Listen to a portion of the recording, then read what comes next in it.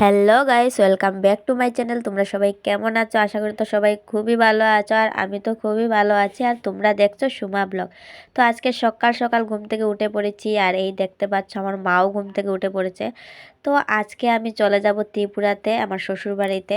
তো একটু মন খারাপ, তাও কি করা যাবে, যেতে লাগবে। তো এখন বাজে 5টা 32। তো তোমাদেরকে সামনের ক্যামেরা তাই দেখাতে পারছি না, ব্যাক ক্যামেরা করে তোমাদেরকে দেখাচ্ছি, চলো দেখতে পারবে এখন। তো এখন দেখতে পাচ্ছ 5টা 33 বাজে, এখন আমি রেডি হব, চলো দেখতে থাক। তো গাইস, আমি পুরো রেডি হয়ে গেছি, আর বাকিটা তোমাদেরকে যেতে যেতেই বলবো। আর আজকের ভিডিওটা হয়তো একটু লম্বা হতে পারে, তো তোমরা ভিডিওটা পুরো দেখতে থাকো। আর আজকের জার্নিটা পুরো শেয়ার করবো তোমাদের সাথে। তো চলো এবারে।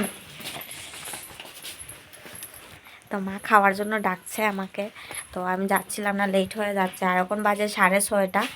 তো মা এই যে টেবিলে এখানে পোলাও আর এই যে মাংস, তো পোলাও আর মাংস বানিয়েছে মা সকাল সকাল ঘুম থেকে উঠে। তো চলো চলো, দেরি হয়ে যাচ্ছে, আর বেশি কথা বলবো না পরে।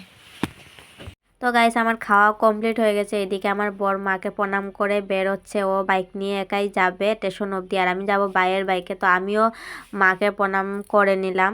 তো কি করব, মনে কষ্ট হচ্ছে আর মারও কষ্ট হচ্ছিল, তাই মাও কাঁদছিল লুকিয়ে লুকিয়ে, তো দেখাচ্ছিল না, তোমরা দেখতে পাচ্ছ। তো আমারও কষ্ট হচ্ছিল, মার তো কষ্ট হচ্ছিল, মা লুকিয়ে লুকিয়ে শুধু সরে যাচ্ছিল। তো আমি একটু জড়িয়ে ধরলাম মাকে, ধরে একটু মানে কান্না পাচ্ছিল আমারও, কি করব। তো এখন আমরা বেরিয়ে পড়বো, অলরেডি লেট হয়ে গেছে। আমার কি করব, যেতে ইচ্ছে করছে না, তাও যেতে হবে। তো গাইস, আমরা তো বেরিয়ে পড়েছি, আর মনও খারাপ।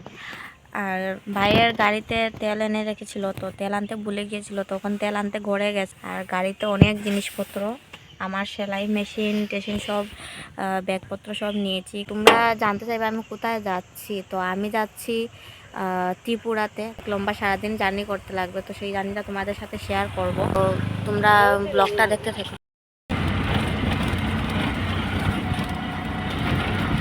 তো গাইস, আমরা স্টেশনে পৌঁছে গেছি, তো চলো স্টেশনে যাই আমরা। আর এখন 8টা বেজে গেছে।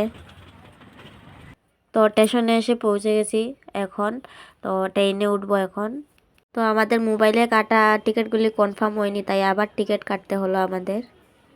তো আমাদের টিকিট কাটা হয়ে গিয়েছিল, তো আমার মেশিনটা আলাদা করে মেশিনে নাকি টিকিট কাটতে হয়, তো আমরা জানতাম না। তো বাই আমাকে নিয়ে এখানে দাঁড়িয়েছে, আর বড় টিকিট কাটতে গেছে। তো ট্রেনে তোলে বাই চলে যাচ্ছে, ওই দেখতে পাচ্ছ। তো অনেকক্ষণ হয়েছে ট্রেনে উঠে বসেছি, তো আরও 4-5 ঘন্টা লাগবে। তো কিভাবে যে কাটাবো সেটাই ভাবছি, অনেকক্ষণ বসে থাকতে লাগে। আর লং জার্নি প্রথমবার করছি, তাই তোমাদের সাথেও শেয়ার করছি, জানি না কেমন লাগবে। তো এখন মোটামুটি এত ভালোই লাগছে। তো অনেকক্ষণ বসতে বসতে আর ভালো লাগছিল না, তো এক জায়গায় ট্রেনটা দাঁড়িয়েছে যেহেতু, তো ভাবলাম একটু ঘুরে আসি, হেঁটে আসি। তো দরজার কাছে আসলাম, আরও প্রায় 3 ঘন্টা চলে গেছে, আরও 3 ঘন্টা পরে আমরা পৌঁছে যাব। ওই বলছিলাম না, প্রথম দিকে একটু ভালো লাগে, তারপরে যখন বসতে বসতে তারপরে আর ভাল লাগে না, সত্যি জানে। তো আমি এখানে, ওইখানে একা একা বসে আছে, তো ওকে জোর করে নিয়ে আসলাম, তো চলো একটু হেঁটে আসবে। তো আমরা এখন আবার চলে যাব, গিয়ে বসবো, ট্রেন ছেড়ে দেবে এখন। তো তোমাদের সাথে পরে আবার কথা বলবো, তোমরা দেখতে থাকো ভিডিওটা। তো অনেকক্ষণ বসতে বসতে প্রায় 1 ঘন্টা হয়ে গেছিলো, ভালো লাগছিল না, তো ভাবলাম একটু ঝালমুড়ি খাই। তো ঝালমুড়ি নিয়েছি, তো দাদাকে বললাম একটু পেঁয়াজ দেওয়ার জন্য মুড়ির মধ্যে।